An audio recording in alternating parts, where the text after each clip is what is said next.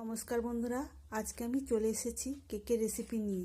সামনেই বড়দিন, আপনারা যাতে এই বড়দিনের কেকটা বাজার থেকে না কিনে বাড়িতেই বানিয়ে নিতে পারেন, তার জন্য আজকের এই সহজ কেকের রেসিপি। আজকের এই কেকটা ডিম, বেকিং পাউডার, বেকিং সোডা ছাড়াই বানানো। একদম নরম তুলতুলে হয়েছে আর স্পঞ্জিও হয়েছে। খেতে দারুণ সুস্বাদু হবে আর খুব সহজভাবে বানানো। আপনারা যে কেউ বানিয়ে নিতে পারবেন। আর প্রেসার কুকারে বানাতে সময়ও কম লাগবে। আশা করি আপনাদের সবারই ভীষণ ভালো লাগবে। কি করে বানাবেন? তাহলে আজকের ভিডিওটা প্রথম থেকে শেষ পর্যন্ত দেখতে থাকুন। কেকের জন্য একটা ব্যাটার তৈরি করব, সেই জন্য একটা বড় মিক্সিং বোল নিয়েছি। এই মিক্সিং বোলে প্রথমে দিয়ে দেবো চিনি। তো এখানে আমি 1 বাটি চিনি নিয়েছি আর এই চিনিটা আমি মিক্সিতে গুঁড়ো করে নিয়েছি।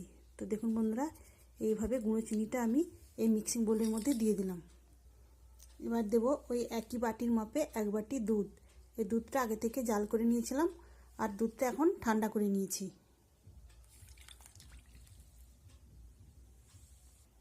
তো চিনিটা আমি গুঁড়ো করে নিয়েছি, তার কারণ দুধের সঙ্গে খুব সহজেই চিনিটা মিশে যাবে। এবার দেব রিফাইন তেল। তো এই চামচের আমি 4 চামচ এর মধ্যে দিয়ে দেব।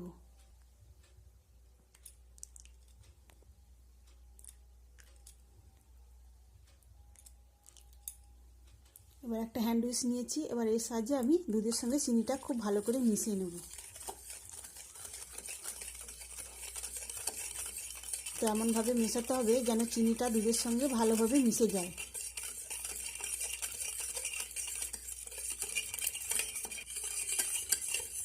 তো এখানে চিনিটা খুব ভালোভাবে দুধের সঙ্গে মিশে গেছে। তো এইভাবে চিনিটা মিশিয়ে নেওয়ার পর এবার এর মধ্যে দিয়ে দেবো সুজি। তো একই বাটির মাপে আমি 1 বাটি সুজি নিয়েছি আর এই সুজিটা আমি মিক্সিতে গুঁড়ো করে নিয়েছি। সুজিটা আমি এই দুধের মধ্যে দিয়ে দিলাম।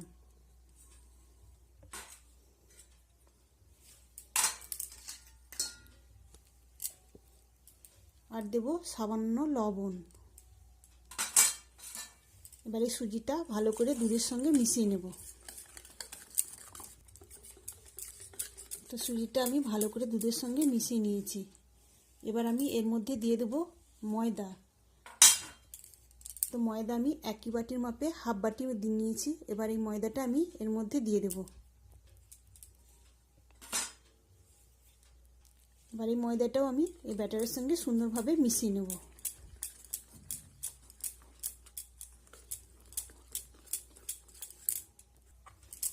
তো এখানে ময়দাটাও মিশিয়ে নিয়েছি।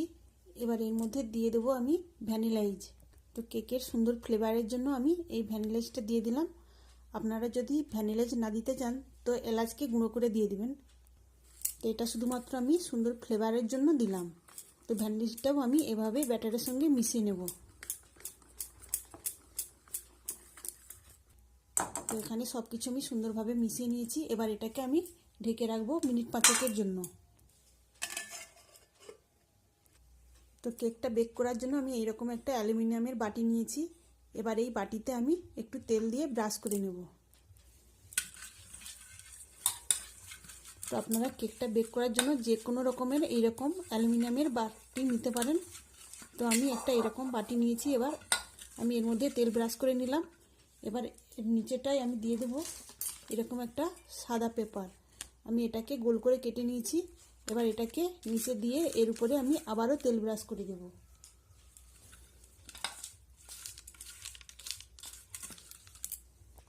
এইভাবে আমি বাটিটা রেডি করে নিয়েছি। তো 5 মিনিট পর আমি ঢাকাটা খুলে নিলাম। এখানে দেখুন বন্ধুরা, ব্যাটারটা অনেকটাই ঘন হয়েছে। তো আরও আমি কিছুক্ষণ এইভাবে ফেটিয়ে নেব। তো যত ভালো করে এইভাবে ফেটানো হবে কেকটাও নরম তুলতুলে হবে আর স্পঞ্জি হবে। তো এইভাবে আমি প্রায় 2 মিনিটের মতো ফেটিয়ে নেব। তো বন্ধুরা, আজকের কেকের রেসিপিটা যদি আপনাদের ভালো লাগে অবশ্যই একটা লাইক দেবেন, সেই সঙ্গে আমার চ্যানেলটি সাবস্ক্রাইব করে আমার পাশে থাকবেন। তো এইভাবে বন্ধুরা দেখুন 2 মিনিটের মতো আমি ব্যাটারটা ফেটিয়ে নিয়েছি। এবার এর মধ্যে দিয়ে দেবো একটা উপকরণ নিয়েছি, এরকম একটা ইনো। আমি আজকে কেকের জন্য কোনো বেকিং পাউডার, বেকিং সোডা, ডিম কিছুই ব্যবহার করব না। এই ইনোটা দিয়েই আমি কেকটা বানাবো। তো আমি এখানে একটা বাটিতে সামান্য দুধ নিয়েছি। এবার এই দুধের মধ্যে আমি ইনোটা দিয়ে দেবো। তো বন্ধুরা, আপনারা যদি ইনো দিতে না চান তো 1 চা চামচ বেকিং পাউডার আর 1/2 চা চামচ বেকিং সোডা দেবেন। তো এবার আমি একটা চামচ দিয়ে ভালো করে মিশিয়ে নেব।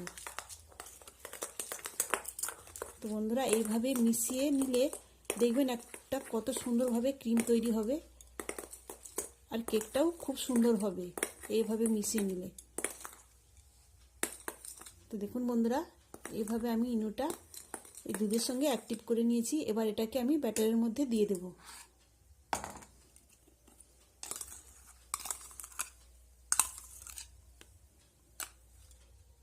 তো ইনোটা দিয়ে দিয়েছি। এবার আমি আরও বেশ কিছুক্ষণ এইভাবে ফেটিয়ে নেব।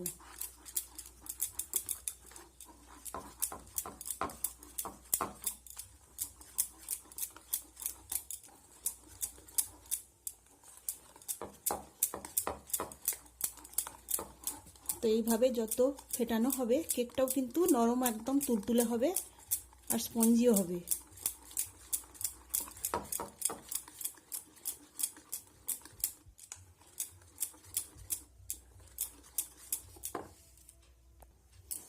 বন্ধুরা, এখানে প্রায় 5 মিনিট আমি ফেটিয়ে নিয়েছি আর ব্যাটারের ঘনত্বটা দেখুন ঠিক এই রকম হয়েছে।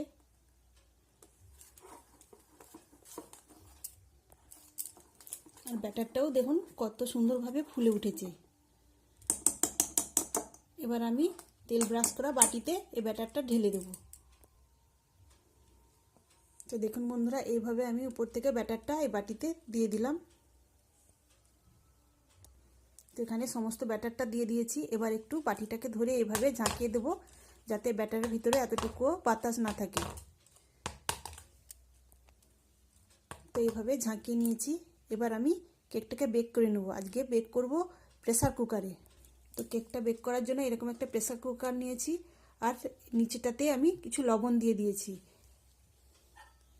এবার এই লবণের উপরে এরকম একটা আমি টিফিন কারির ঢাকা নিয়েছি। তো আপনারা যে কোনো বাটি বা স্ট্যান্ডে নিতে পারেন।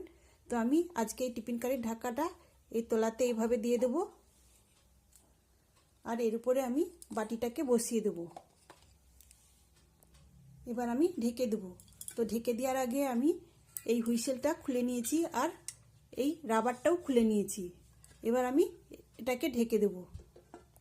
তো প্রেসার কুকারটা আমি ঢেকে দিয়েছি। যেহেতু আমি প্রি হিট করিনি তাই আমি হাই ফ্লেমে 5 মিনিট প্রথমে বেক করে নেব। তারপরে আমি লো ফ্লেমে রেখে 20 মিনিটের মতো বেক করে নেব। আমি 10 মিনিট পরে ঢাকাটা খুলে নিয়েছি। এবার আমি উপর থেকে কিছু কিশমিশ আর চেরি সাজিয়ে দেব।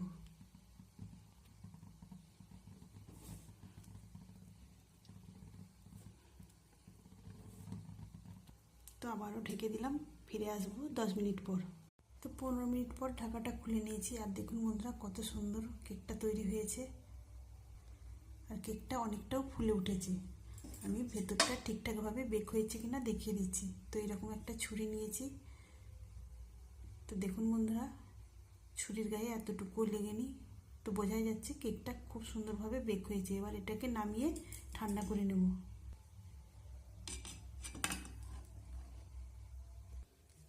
তো এখানে কেকটা ঠান্ডা করে নিয়েছি।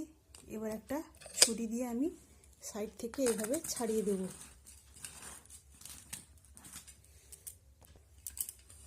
তো চারপাশটা এইভাবে ছাড়িয়ে দিয়েছি। এবার একটা প্লেটের মধ্যে আমি বাটিটাকে উল্টে দেব। তো দেখুন বন্ধুরা কত সুন্দরভাবে কেকটা ছেড়ে এসেছে। তো এবার আমি কাগজটাকে এইভাবে ছাড়িয়ে নেব। তাহলে বন্ধুরা দেখতেই পেলেন কত সহজে সুন্দরভাবে এই বাড়িতেই এত সুন্দর কেকটা বানানো হয়ে গেল। আর কেকটা দেখুন কত স্পঞ্জি হয়েছে আর কত নরম তুলতুলে। তাহলে বন্ধুরা এইবারে বড়দিনের কেকটা বাড়িতে এইভাবে বানানো যেতেই পারে। আর আজকের কেকের রেসিপি আপনাদের কেমন লাগলো অবশ্যই কমেন্ট করে জানাবেন। তাহলে আজকের মতো আসি। সবাই ভালো থাকবেন, সুস্থ থাকবেন। ধন্যবাদ।